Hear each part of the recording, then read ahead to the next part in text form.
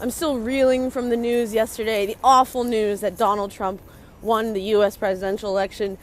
This is horrible because this man represents everything that's wrong with the world today and with American culture. I mean, he's motivated by greed, by a lust for power, for our ego. I mean, he doesn't care about helping anyone. He wants to divide people.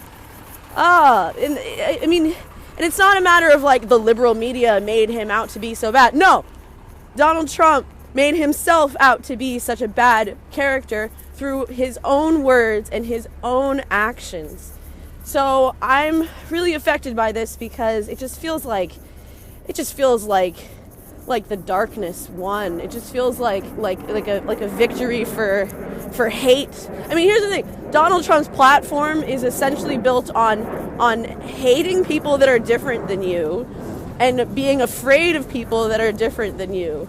I mean, it's shocking. It's shocking. I mean, not to mention that now like essentially like sexual assault on women is okay. You know, Islamophobia is okay, xenophobia is okay. Just like being a bigot and a racist and sexist is okay now. So, oh man, this is just, I spent the morning crying yesterday and just like, I was in shock all day, as were so many of my friends. Like, I went out to do some errands, and I was just like, I bought like a juice at my favorite place, and like, as the guy was asking me, so do you want anything else? Do you need anything else? I just looked at him. I just like burst into tears, and he like came around and hugged me. So there's a lot of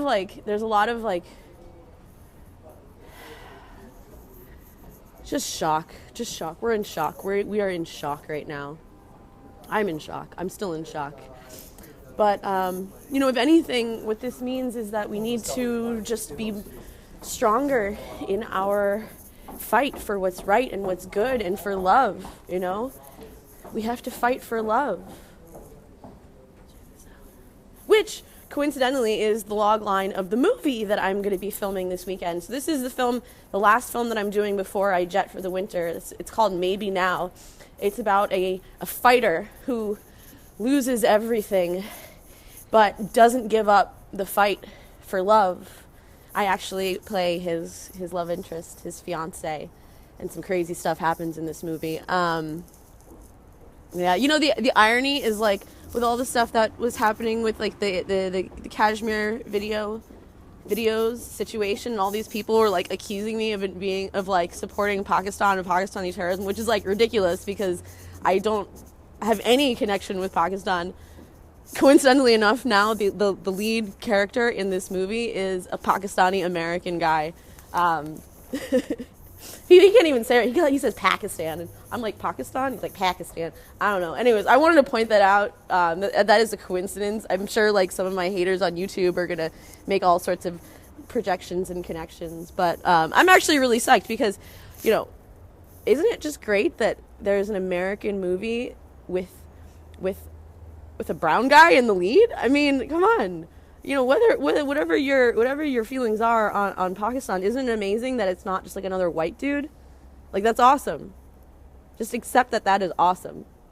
So, that's one of the big things on my mind right now. I'm actually walking to my studio right now for the last time this season. I'm going to do my last headshot session in about a half an hour before I go off to rehearsal with Buali and Alan. And I'm grateful. I'm happy to be wrapping up work now. It's definitely been, if you've been wondering like why I haven't been like posting videos and being so active, it's like I'm dealing with a lot of stuff right now. Closing down my business, wrapping up all my clients, getting ready for this movie, trying to like arrange everything to leave, trying to find someone to rent my room while I'm gone. All the stuff, all the things. Check out this cool thing. Look at this. Like, what a weird, can you see this thing? So Fort Point here, where my studio is, it's like the oldest artist community in Boston. So there are all sorts of like weird art installations in this area, especially here by the river. What else? Oh, and my heart continues to go out to Kashmir. I wish there was more I could do without completely sacrificing myself oh man, the parallels that I'm seeing that are very disturbing is like as I have been putting content online around this and getting so much feedback, both positive and negative from people. You know, a lot of people saying, "Oh, well, the Kashmiris deserve it. They're terrorists. Destroy them." And then a lot of Kashmiris being like, "Oh, the Indians are terrorists. Destroy them." Here's the problem. As long as we are viewing our fellow human beings as our enemies and demonizing them, there is no hope for reconciliation. The greatest teachers who have walked this earth have preached we must love one another. We must love one another, and that is ultimately going to be the solution for all of these problems that we're facing in the world. Someone like Trump is promoting the opposite, not loving one another. He wants to build walls, not bridges. And that's why I think that now more than ever, we each have to become, as Gandhi said, the change that we wish to see in the world. Was he bullshitting? No. So, it's just so frustrating because humans are just full of so many, they get programmed with ideas and biases by the media, and like, forgive me, all the ideas that I have about Kashmir, it's from actually going there. It's from talking with people who are there and getting a sort of a first-hand account of what's happening.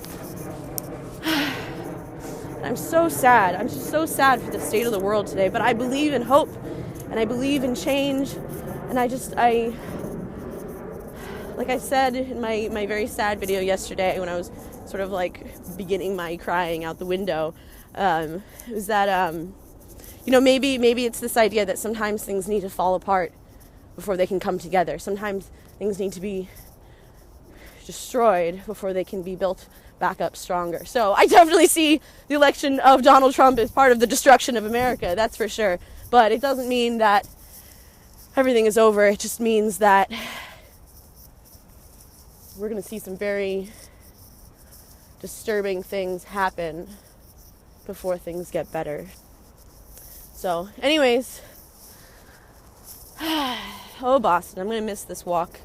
There's another another metro or train station that goes a little bit closer to my studio, but I like this one, the one over there at South Station, because I get to walk over the river. So we just walked over that bridge, and I walked down here together. I have a strong interest in the special qualities of water. Here's a question I would pose to you, and something to think about and to remember about is, aside from being wet, what are the special qualities of water? Speaking of which, I need to adjust this sign